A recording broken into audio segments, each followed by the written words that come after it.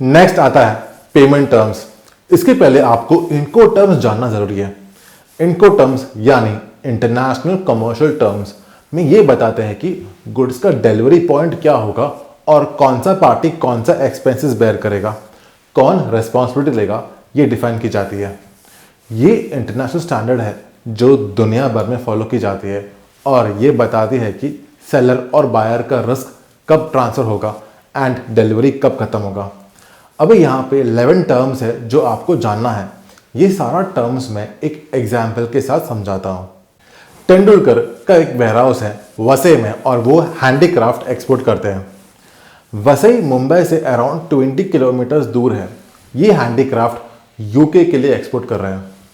तेंदुलकर वसई में अपना वेयरहाउस में गुड्स लोड करेगा कंटेनर में और ये गुड्स मुंबई पोर्ट जो जवाहरलाल नेहरू पोर्ट है वहाँ जाएगी एंड गुड्स शिप में लोड होगा।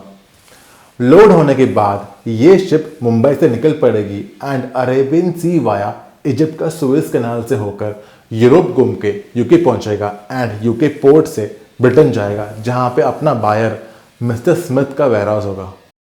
अभी इस पूरे प्रोसेस में कौन कौन से खर्चा आता है ये हम एक बार रिवाइंड करके देखते हैं।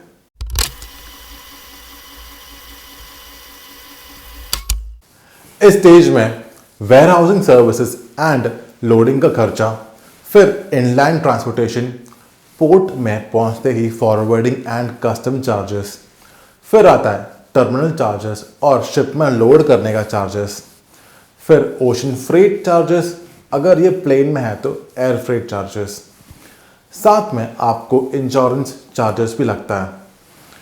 पोर्ट में पहुंचते ही unloading charges, custom clearance, import duties and taxes, transportation charges and last में अनलोडिंग चार्जेस, ये सारा खर्चा आता है। अभी इनको टर्म्स में 11 टर्म्स है। EXW ex works, FCA free carrier at, फिर आता है FAS फ्री अलोंग शिप, फिर आता है FOB फ्रेट ऑन बोर्ड। ये चारों terms exporter country based terms है, यानी सेलर इस केस में तेंदुलकर रेस्पॉन्सिबिलिटी सिर्फ अपना देश तक रखेगा। नेक्स्ट आता है C टर्म्स जो है CFR cost and freight, CIF cost insurance and freight, CPT carriage paid to और CIP carriage and insurance paid to. ये टर्म्स जो मेन कैरेज होता है, मेन कैरेज बेस्ड होता है, यानी सी वेज, एयरवेज, रोडवेज या रेलवेज बेस्ड होता है। नेक्स्ट है D based terms, DAT delivered at time, DAP delivered at place, DDP delivered duty paid. ये टर्म्स बायर का कंट्री बेस्ड होता है, यानी स्मिथ का कंट्री बेस्ड होता है। तो चलिए ये टर्म्स डिटेल में हम जानते हैं। EXW यानी एक्स वर्क्स, इसमें सेलर सिर्फ वेयर हाउसिंग चार्जेस पे करता है, बाकी बायर यानी स्मिथ ही पे करता है। ये केस सिर्फ उस प्रोडक्ट्स में एप्लीकेबल है जो बहुत ही इंपॉर्टेंट एंड अर्जेंट है, जैसे कोरोना का वैक्सीन या इंपॉर्टेंट मेडिसिन या ऑर्गन डोनेशन। EXW बहुत रेयरली फॉलो होता है। नेक्स्ट आता है FCA फ्री कैरेज एक्ट। इस केस में रिस्क सेलर का प्लेस से ही ट्रांसफर होता है। इसमें warehousing and loading charges seller पे करेगा, बाकी बायर पे करेगा। ये भी इंपॉर्टेंट एंड अर्जेंट केसेस में ही FCA टर्म्स यूज होता है। FCA के टर्म्स में प्लेस डिफाइंड होता है। अगर ये प्लेस पोर्ट है तो ये ट्रांसपोर्टेशन चार्ज भी सेलर पे करेगा।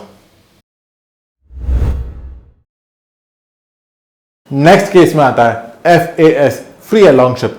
ये FAS term normally bulk cargo में यूज होता है एंड नॉर्मल कंटेनर कार्गो में यूज नहीं होता। अगर आपको bulk cargo and container cargo का डिफरेंस नहीं पता, बल्क कार्गो में बल्क में क्वांटिटीज ट्रांसपोर्ट होता है।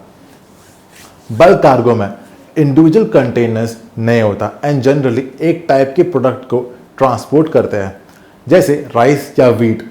इसमें और कोई सिंगल कंटेनर लोड नहीं होता। कंटेनर शिप डिफरेंट होता है। कंटेनर शिप्स में अलग अलग कंटेनर्स होता है एंड इसमें डिफरेंट प्रोडक्ट्स ट्रांसपोर्ट होते हैं।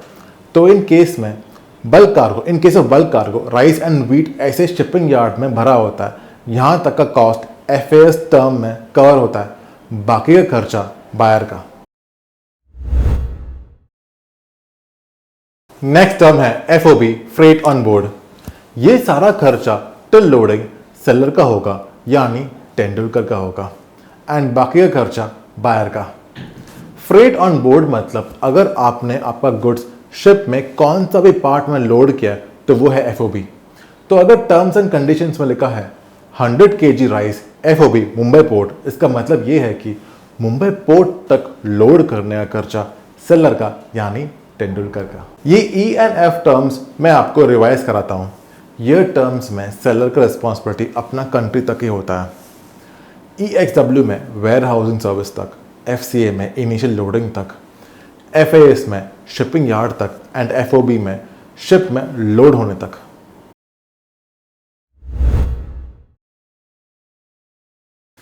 नेक्स्ट टर्म है CFR, यानी कॉस्ट एंड फ्रेट, जहां सेलर ओशन फ्रेट तक खर्चा करेगा एंड बाकी का बायर।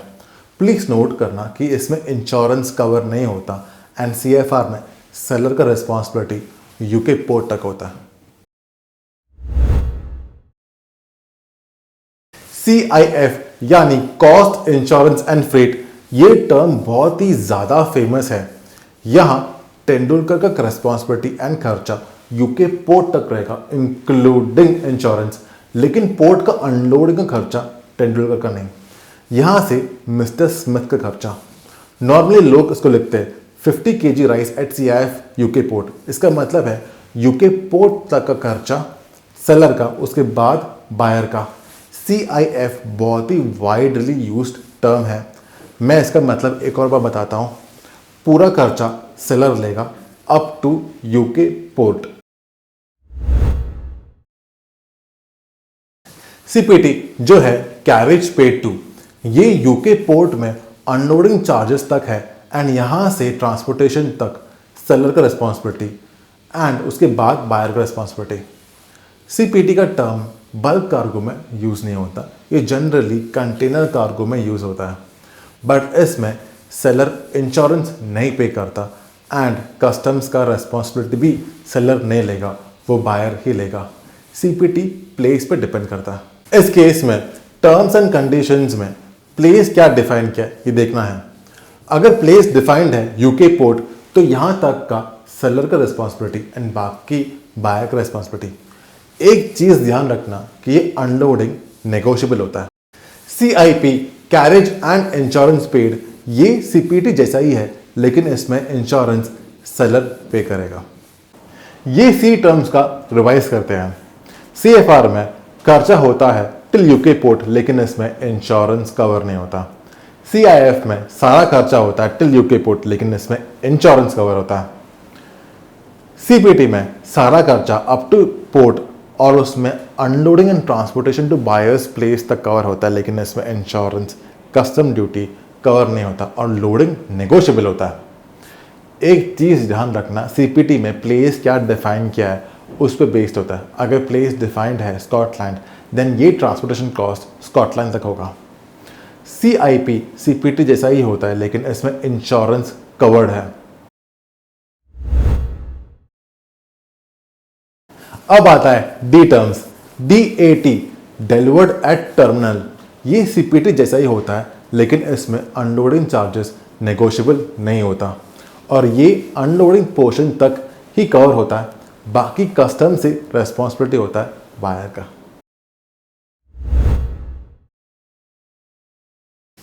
नेक्स्ट आता है DAP डिलीवर्ड एट प्लेस। इसमें सेलर का रेस्पॉन्सिबिलिटी बायर का प्लेस तक होगा। इस केस में ब्रिटेन में स्मिथ का वेयरहाउस तक, लेकिन इसमें custom clearance and import duty ये बायर ही पे करेगा, मतलब स्मिथ का रेस्पॉन्सिबिलिटी होगा और ये फाइनल अनलोडिंग भी बायर ही करेगा।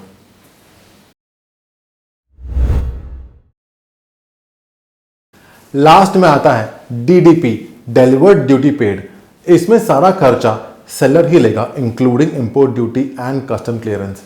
ये सिचुएशन तब फीजिबल है जब सेलर का कोई एजेंट या ब्रांच यूके में है तो, और हाँ, ये फाइनल अनलोडिंग ये बायर ही करेगा। अब हम डी टर्म्स रिवाइज करते हैं। DAT यानी डिलीवर्ड एट टर्मिनल, ये पोर्ट तक का चार्जेस होगा इंक्लूडिंग अनलोडिंग चार्जेस। इस केस में अनलोडिंग नेगोशिएबल नहीं होता। DAP इसमें खर्चा सेलर अप टू ब्रिटेन तक लेके जाता है, लेकिन कस्टम क्लियरेंस सेलर नहीं देखेगा। एंड लास्ट में आता है डिलीवर्ड ड्यूटी पेड।